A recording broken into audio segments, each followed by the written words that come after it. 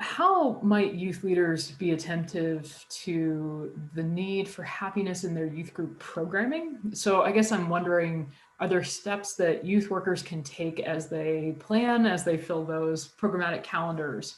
How can we be mindful of happiness in the midst of that? Yeah, I honestly think the biggest tip here is to be mindful about the youth you're working with and their time affluence.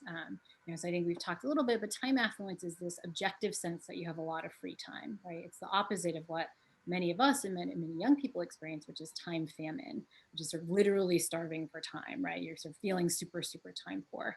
And the evidence suggests that feeling time poor or time famished is really awful for our well being. One study found that if you self report being time famished, that's as big a hit on your well being as if you self report being unemployed, right?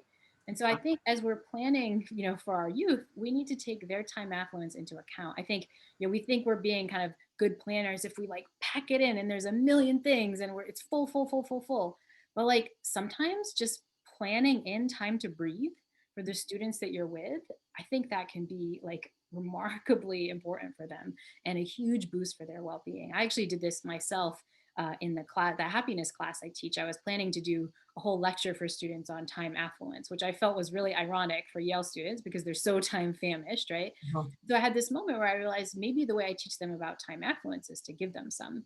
And so without telling students, they came to class normally expecting there to be a lecture, and my teaching assistants were handing out these flyers that said, today's lecture is about time affluence, and to teach you what that is, I'm going to give you some, no class today.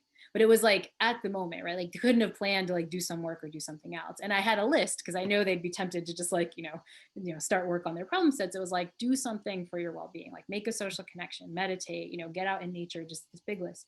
What was amazing was how students reacted. I mean, obviously they were overjoyed, but some of them were like overjoyed to the point of tears. In fact, one student actually burst into tears and she said that this was the first free hour and a half she's had all semester, right? To just do with what she pleased. And so I think when we work with youth, we forget how time famished they are, but also how time famished they feel, right? Like they might not be as busy as us, but to them in their minds, it might just feel like too much.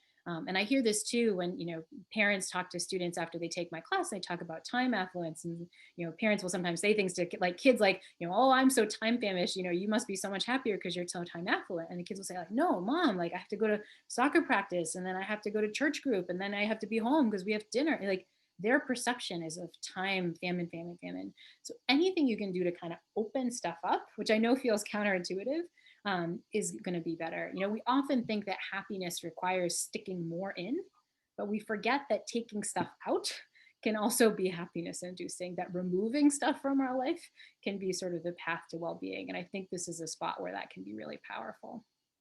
Yeah, it brings to mind, to put some theology words behind this, the concept of Sabbath and of rest. Yes. Um, we had a presenter come and speak, Dr. Nathan Stuckey out of Princeton Seminary a couple months ago, and he talked about how there is nothing in our ecosystem that says we should consistently stay busy. Literally everything that is alive, even the ground, needs rest in order to be fertile ground in which to plant seeds.